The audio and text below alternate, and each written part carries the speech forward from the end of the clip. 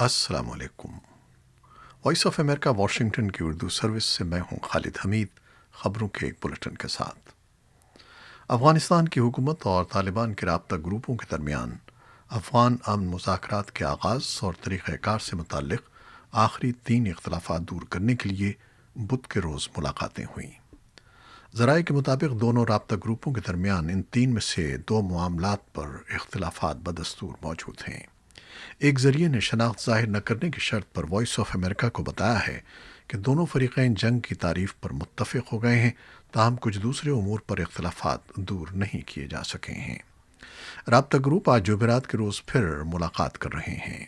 अफ़गानिस्तान में कौमी मुफ़ाहमत की आला कौंसिल के नुमाइंदे का कहना है कि दोनों फ़रीक़ैन अमन बातचीत के तरीक़ाकार पर इत्तेफ़ाक़ करने के करीब पहुँच चुके हैं। तालिबान के करीबी ज़राए के मुताबिक दोनों ग्रुपों के दरमियान बातचीत आगे तो बढ़ रही है, लेकिन उसकी रफ्तार बहुत सुस्त है।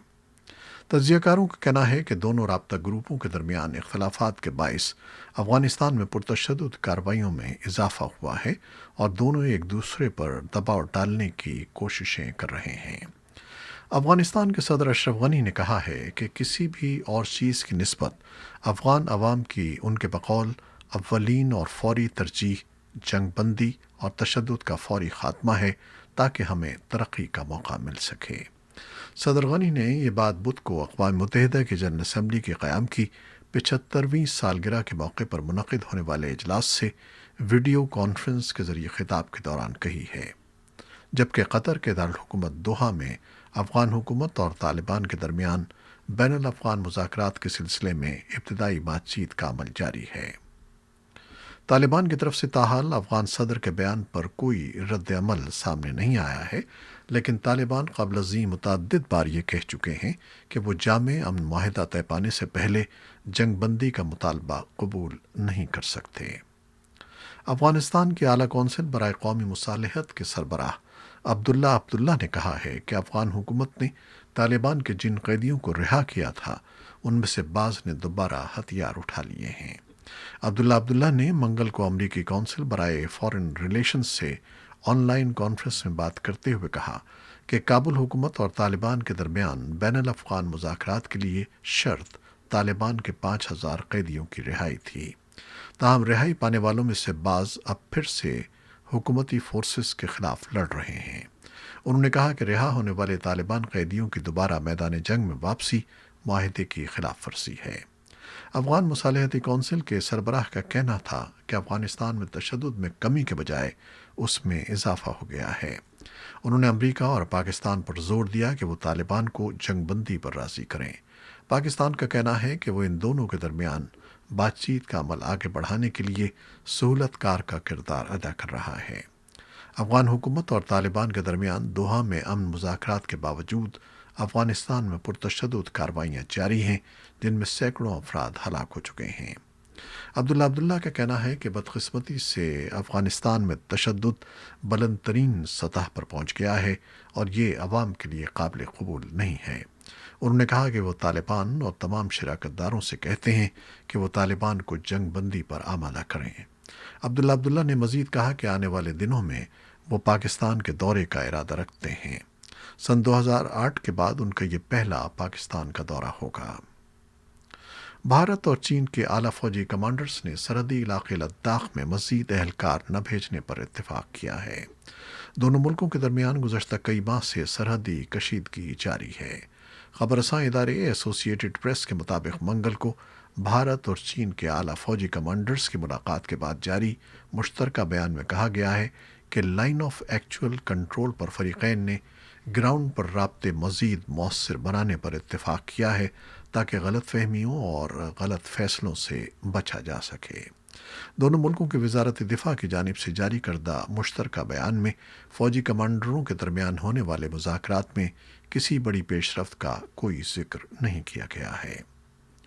गिलगित बल्तिस्तान को पाकिस्तान का अबूरी सूबा बनाने के मंसूबे पर भारतीय ज़ेर इंतज़ाम कश्मीर के सियासी और समाजी हलकों में एक वसी बहस छिड़ गई है, जबकि आम लोगों में पाकिस्तानी हुकूमत के मुजवज़ा इक़दाम पर मिला जुला रद्द अमल हुआ है।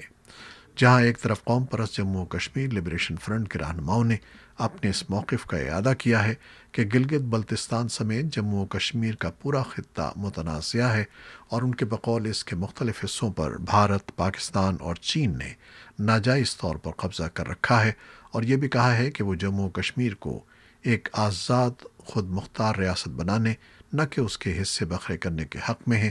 وہیں بعض تجزیہ کاروں اور سیاسی قائدین کی یہ یکساں رائے ہے کہ اگر گلگت بلتستان کو پاکستان کا 5واں صوبہ بنایا جاتا ہے تو اس سے نہ صرف کشمیر کوس کو زک پہنچے گا، بلکہ مسئلہ کشمیر پر پاکستان کا موقف کمزور پڑ جائے گا۔ اگرچہ ابھی تک بھارتی حکومت کی طرف سے پاکستانی حکام کے گلگت بلتستان کو ملک کا 5واں صوبہ بنانے کے بارے میں دیے گئے بیانات پر سرکاری سطح پر کوئی رد عمل سامنے نہیں آیا ہے۔ پاکستان میں گزشتہ 24 گھنٹوں میں مزید 799 افراد وائرس سے متاثر ہوئے ہیں، جبکہ 5 اموات ہوئی ہیں۔ افغانستان کی وزارت صحت نے گزشتہ 24 گھنٹوں میں کووڈ 19 کے 25 نئے کیسز کی اطلاع دی ہے۔ ملک میں اب کورونا وائرس کے مریضوں کی کل تعداد 39,170 ہو گئی ہے۔ وزارت کے اعداد و شمار کے مطابق کورونا کی وبا کے آغاز سے اب تک 1,451 اموات ہو چکی ہیں۔ امریکہ میں کورونا وائرس سے اموات کی تعداد 2 لاکھ سے تجاوز کر گئی ہے۔ گزشتہ 24 گھنٹوں کے دوران اسپین میں 11,000، فرانس میں 13,000 اور برطانیہ میں 6,000 سے زائد نئے کیسز رپورٹ ہوئے ہیں۔ امریکہ کی بڑی دواساز کمپنی جانسن اینڈ جانسن نے امریکہ میں کووڈ 19 کی سنگل خوراک پر مبنی آخری مرحلے کے تجربات شروع کر دیے ہیں۔